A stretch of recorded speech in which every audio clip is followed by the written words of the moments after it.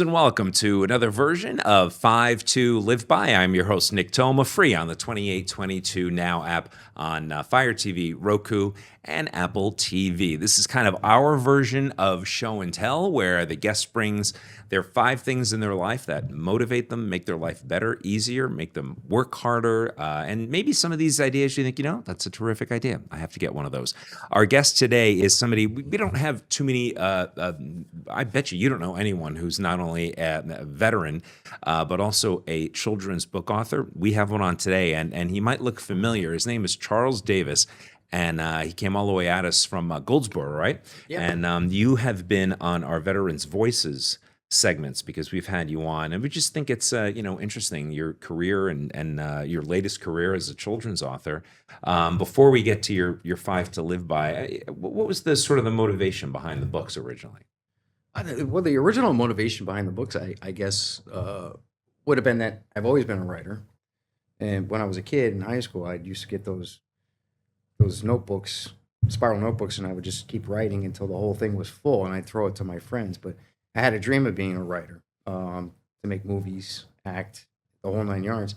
Unfortunately, life is what happens when you're planning everything else. So, finishing school, going in the Army, having a daughter, raising her solo. But now I'm in a position where I'm retired from the Army, and so I can finally go at the whole Ernest Hemingway thing. Nice. Writing in Do a full secluded places. Full time. Yeah. It's called The Adventures of Leo the Border Collie. We'll talk about who Leo was. I know that it was a very big part of your life, and we'll talk about how far you are into the book series, because I know this is a long-term project. You brought your 5 to live by. Yeah. So why don't you? I'll let you start, as I do with all our guests. Pretty much just go with any order you want. I'll let you pick number 1. Well, I guess we would probably have to cover the picture first before the globe, because that explains some stuff. So, what I showed over. Okay. All right, That looks so pretty good. Yeah. that's the coolest lady I ever knew. My grandmother, Margaret Davis, and yeah, I'm still looking for anybody that can make a strawberry rhubarb pie like she could. Wow, that's old school cooking, right? Yeah. I might marry that person. But the funny thing about this picture, when my mom gave it to me, it was really sweet. I was like, oh, that was my wedding day back in '96. I'm happily divorced now for 28 years, but in my family, the funny part, a divorce in my family, I guess, isn't completely official.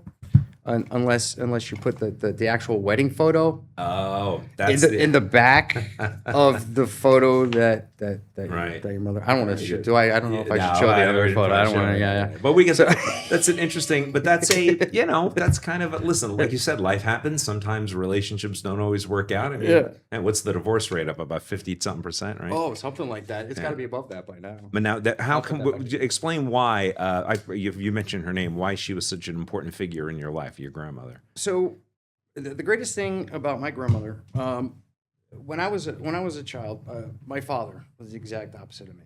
Very, very mean, very nasty, violent man. And when I was 3 years old, it really took a turn for the worse, and he broke my legs. So, my mom moved us up to Pennsylvania, and at the time, my grandparents were running a place they owned, Laurel Lynn, where Bill's Market is now in Daleville, and it was a bar, restaurant, and hotel. So she kind of took me under her wing, because my brothers, I have 3 older brothers, but their father lived in Jersey. They knew him. He was an all right guy. My dad was just not good at all. So they moved me up here and changed my name, and that's where I got the last name of Davis. Okay. So I got my grandparents' last name, and that was all due to my grandmother.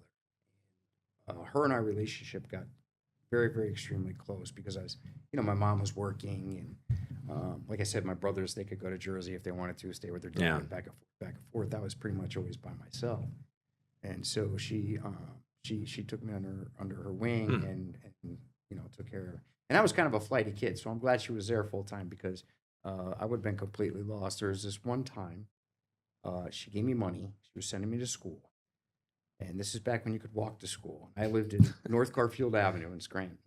And I went to the Alexander Hamilton elementary school, Right. which I think now is like an old folks home or something. They renovated all those Yeah. old schools. So I walked to school, my first day, and we get to lunch, and I get down the stairs, and before I go in the lunchroom, and the lady's like, "So, buying lunch? Did you bring lunch? What are you doing?" Da, da, da, da. And I was always such a flighty kid that I didn't know. And I was totally lost. You didn't make the connection that she gave you. I the didn't money. make the connection. Right. Yeah. So I got all upset about it. I was an emotional kid. I was crying and stuff like that. And she's like, "Well, you live around the block. Why don't you go home and ask?" So I went home, and she said, "Yeah, Charlie, that's what I gave you the money for." But she was the kind of woman that she sat me down, and she Right. made me a lunch, and she kept me home with her Right. the rest of the day. And She didn't punish you for not making the connection. No, It's good. Yeah, no. well, it's good. I think you need people with guidance, and I mean, let's face it. I consider myself a town elder in some ways now. I don't realize the importance of it sometimes, but you really need those people in your life. Yeah. You Yeah. know? You become they become like the mountain guru. you know? Good. All right, let's get to number 2. All right. So, one of the things that she always did was, typical grandmother. Every birthday, you got the $5 in a birthday card, no matter what the year was or what the economy was doing. And for Christmas, you always got, like bags of socks, and that's what you got. But this one year, she got me a globe, and unfortunately, this isn't the globe, but this globe broke my heart in a different way. Because she got me this globe, and she used to tell me, she'd like, close your eyes and spin it, Yeah. put your finger on there, and wherever it ends up, she's like, I want you to look that up and tell me all about it, what country that is. That's great. yada, yada. My parents did a very similar thing, and I think I had I got a lust for travel and a passion for seeing the world because of that. Yeah, well, you when you're a little kid, you think it's huge, and then kind of you grow up and you realize, oh yeah, I can get there within Right. 20 hours, Right. even if it's on the other side of Well, the and you planet. did that through the military, obviously. Yeah, yeah. Yeah. But the one that she got me was great, and my brother Rick, that's Rick Kinney, just so everybody knows, stepped on it, ruined it. He didn't do it on purpose. He didn't. But it was funny because a couple years back, my mom gave me this globe for Christmas, and it made me tear up. Oh, that's Because great. I thought about my grandmother Yeah. and all the things that she taught me, because she was spot on with all those old phrases. You go over to her house and they'd have the big globe or whatever catalog. Yeah. And I'd be The in there with atlas. Yeah. And I'd be in there circling stuff that I wanted, and she always had a phrase. I'll clean it up for the air. She'd say, Charlie, poop in one hand, wish in the other, see what you get. And I'd be like, poop, Grammy? But yeah, That's great. she always gave me that. All right, just do number 3. All right, so number 3. Well, maybe we get to this later. I'll go with this. This is fun. Oh, that looks heavy. This is interesting. Now I don't know. I'll show it on this one here. Yeah, this is a bit of local area Americana right here. So, growing up, our favorite place to go was a place called Rocky Glen, and Right. in Rocky Glen, I don't know. Do you remember they used to have a ghost town? I've that heard of ghost it. town Yeah, guy? yeah. And every day they would do these simulated gunfights. So it's the only place I ever wanted to go. And this is about a year after my getting out of my cast and walking and stuff. So I was like 4 or 5 there. And that's my older brother Rick with me. But they had these pictures that you could get done inside. They had a ghost town jail, and you go back behind the bars. And it was the typical touristy thing, they take the picture of you. I can see why you want to be an actor. You look like it's like almost like a headshot over there. Right? Very good. So then, so they, and you get this little picture. But my mom, she was like, oh, I want to keep this forever. So she got, like this. She got it like laminated. Yeah, she Wow. got this plain Great. piece. She did it all herself. She got this board That's that was beautiful. just hanging out. So this was like done in like 78.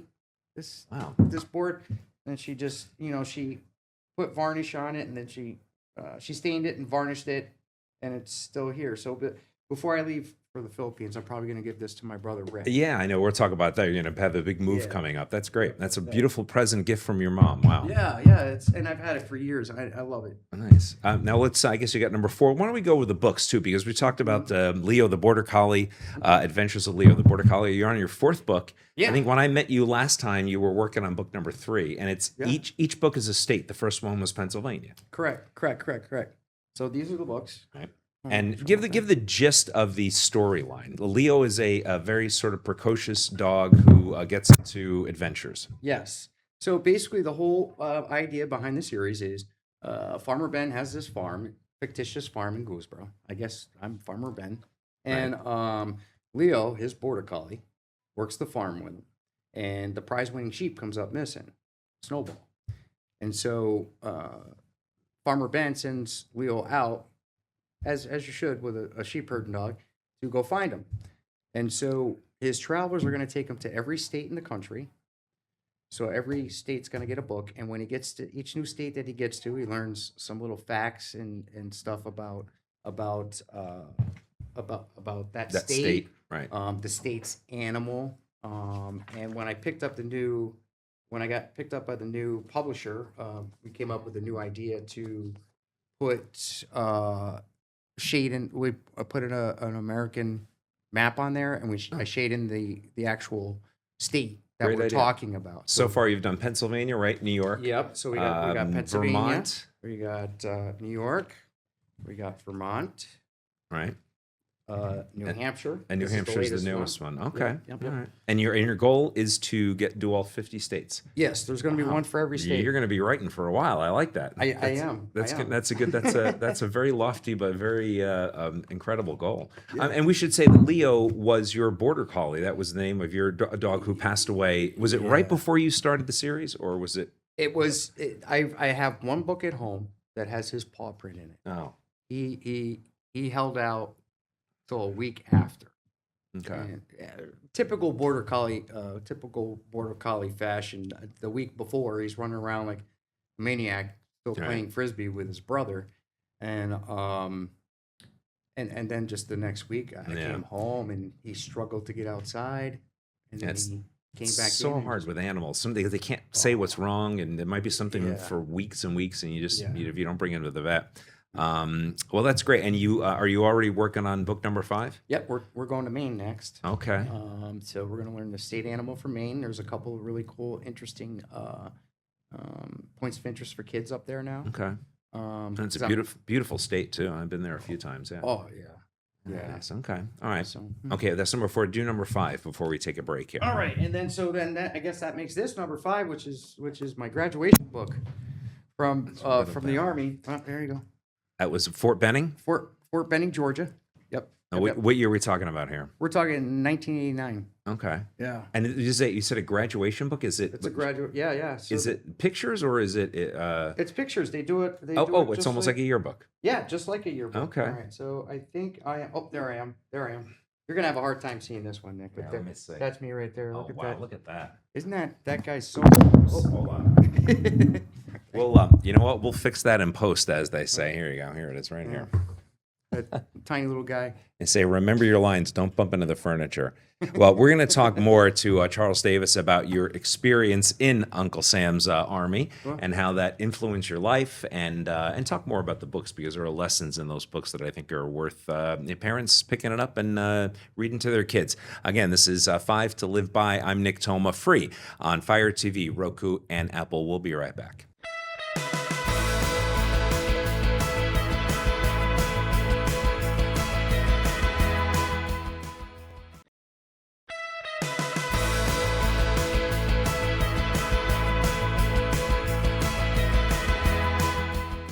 Back from break on this edition of 5 to Live By. Our special guest today is Charles Davis, children's book author and Army veteran. How long were you in the Army?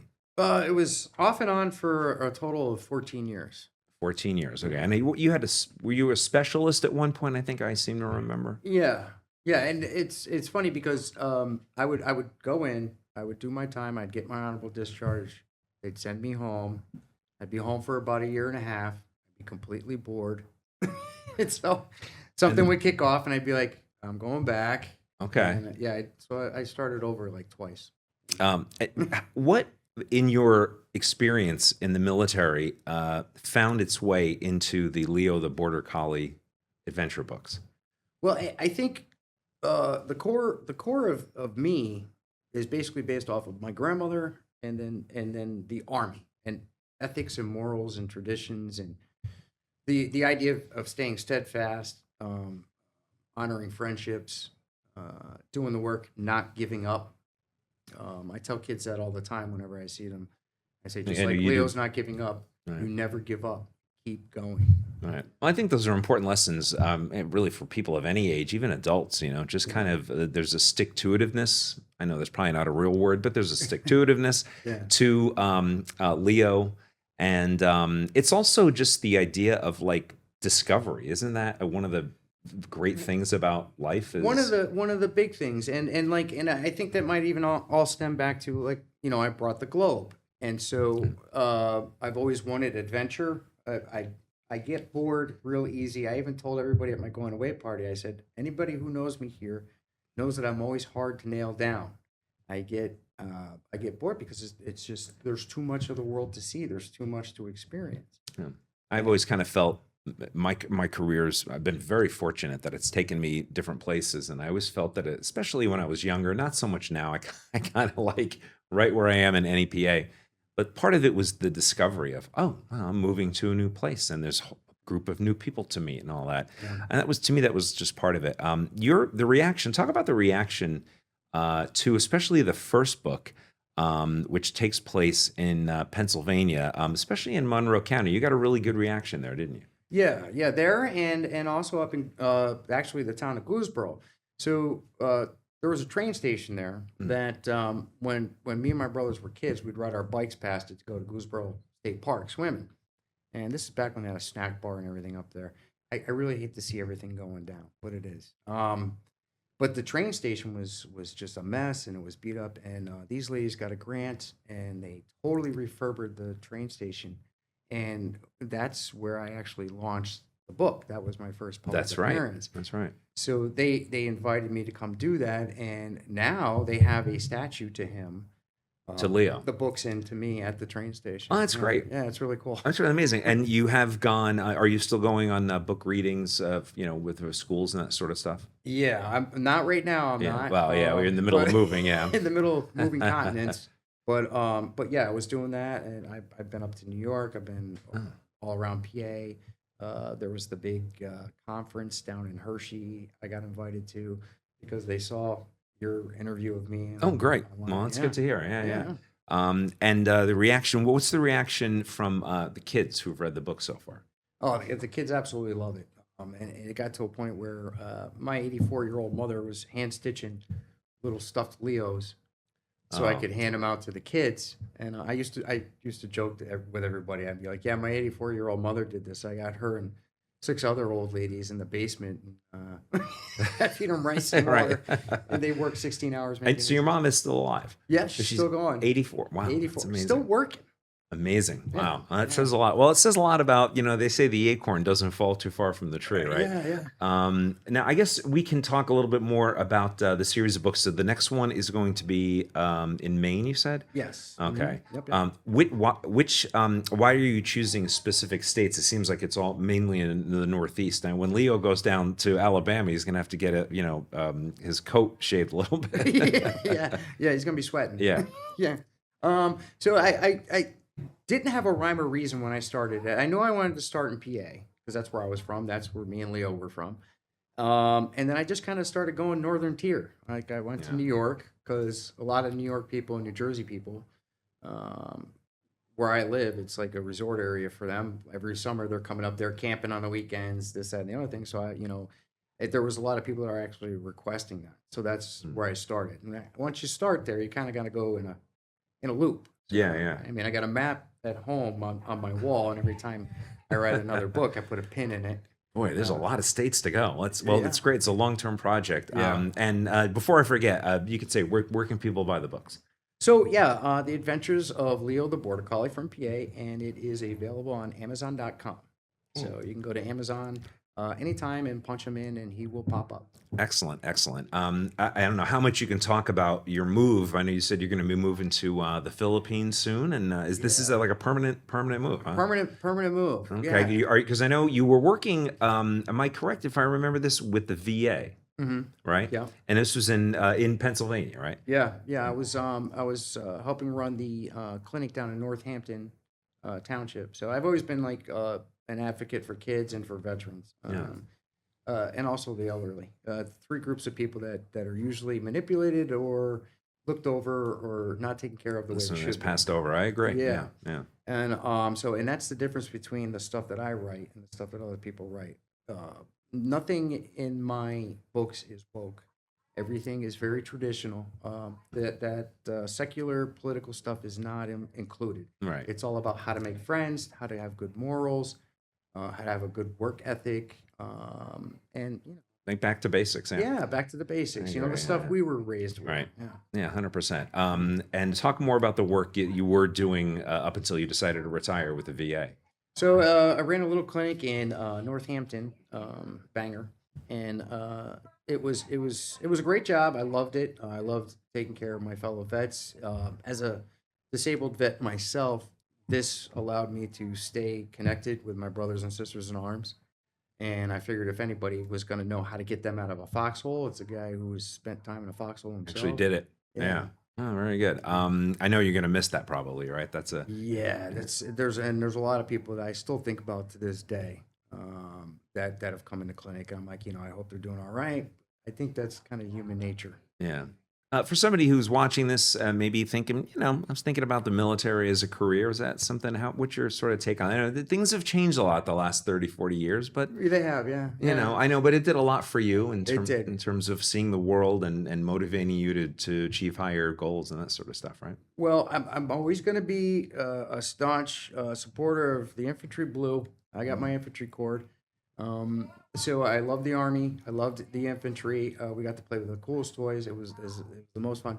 But I would tell a young person now, go in the Air Force, go in the Navy, go in the Space Force. I'm sure they've got, the technical jobs. So they got the things that when you get out, you could walk right onto a job. Right. Well, and of course, AI is changing every aspect of society, including the military. That's a part of it too. I know that just yesterday we did a story, and this happened. This is we're taping this in mid-August about the government recruiting specifically video game enthusiasts to be air traffic controllers.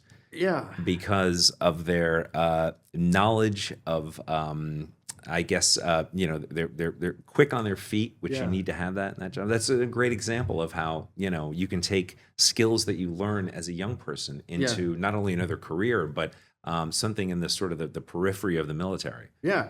Well, I find it interesting, and it seems like every country kind of does this, on the backslide. Like the people that fly the drones and things like that, the controllers that they're using for that, and this is after my time, so I never touched the technology myself, but they're a lot like the Xbox gamepad. Sure, yeah. So they're basically training for their job their whole life.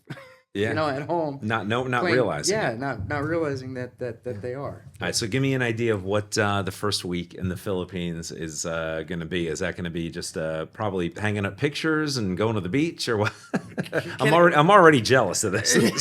I have a vision of retirement, Charles, and this is kind of it. Well, I'll have spare bedrooms, man. Okay, you got it. But I imagine the first week, because this was a logistical nightmare. When I was in the Army, a couple of times people asked me if I wanted to go green to gold, which is like, you want to go from enlisted to being an officer. Right, they send you to school, and I never wanted to leave the E4 mafia.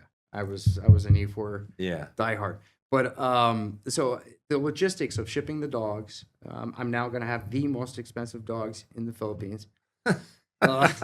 Finding a place. I would imagine there's a lot of paperwork involved. How many dogs do you have now? Man, three border collies. Wow. Yeah, Okay. yeah. The new Leo, who was deaf, but I've been teaching him sign language, so he knows about 10 signs already. Like he knows good boy. That's amazing. Wow, come here. excellent. Okay. Yeah, he's a good one. Sit and potty. Yeah, they're incredibly smart. So even though he can't hear, he still understands those things, and I can communicate with him. So I think the first week, I'm going to probably sleep for 2 days in the big, beautiful Yeah, house that I got down there. yeah. And then on the third day, maybe I'll go to the beach. Yeah. Nice. I like it. Were there other, your military experience, were there people in the family, cousins, relatives that were in the military? What was sort of the, In my family, it was kind of a rite of passage. yeah. Everybody had to do it. I'm the only one who was making kind of a career out of it. Mm. So we go in for, 2 years or 4 years and come out. So like every one of my brothers, my oldest brother was in the Navy. He was on submarines. My older brother Rick was a Calf Scout, which is interesting because I was an 11 Charlie Mortarman. So they're the guys who call back to us to get fire missions done. And then my other brother was in was in communications, and then he switched over to my platoon to do mortars. Yeah. Oh, okay. So it's interesting. I know my dad was in the Navy for a couple of years, but again, this was, he was out of high school, kind of, barely finished, but he wanted to see the world. And it was again, it goes back to Leo the Border Collie, the book series, about how this dog is really kind of seeing, different parts of the world and learning from his experiences. Kind of, again, this goes to the author, right? Yeah, absolutely, absolutely. And and going to Asia is going to have a rare opportunity for me because my grandfather, Ellsworth Davis, was an island hopper during World War II. So I'm going to be able to go and bang out some of the same islands that he went through. No, but explain that to me. What is an island hopper? What is that? So basically, it was during World War II. The only reason why it had such a dramatic ending was the fact that it cost a lot to go from island to island to every single island was like a little fortress. And take one island and then take the other. Yeah. Yeah, and there was a lot of people losing their lives. Right. So that's the whole reason why they made that decision, is because they wanted it to end quickly so that it could Interesting. hopefully save people over time. But that's what they did, yeah. And he's got stories of like monkeys jumping on his back and pulling gum out of his. Oh boy, that's amazing. Yeah. It was good to see you, man. I That's really good seeing you. appreciate it. Yeah, this is Charles Davis, by the way, and not only is he a veteran, but he's now a successful. I think we can say that fully. 4 books in his children's book series, "The Adventures of Leo the Border Collie," from Pennsylvania, available on Amazon. Absolutely, yep. All right, what's your 5 to live by? Let me know. You might be a guest on this show. Email me, ntoma@2822news.com. This is 5 to live by. Thanks for watching. Hope to see you back here next time.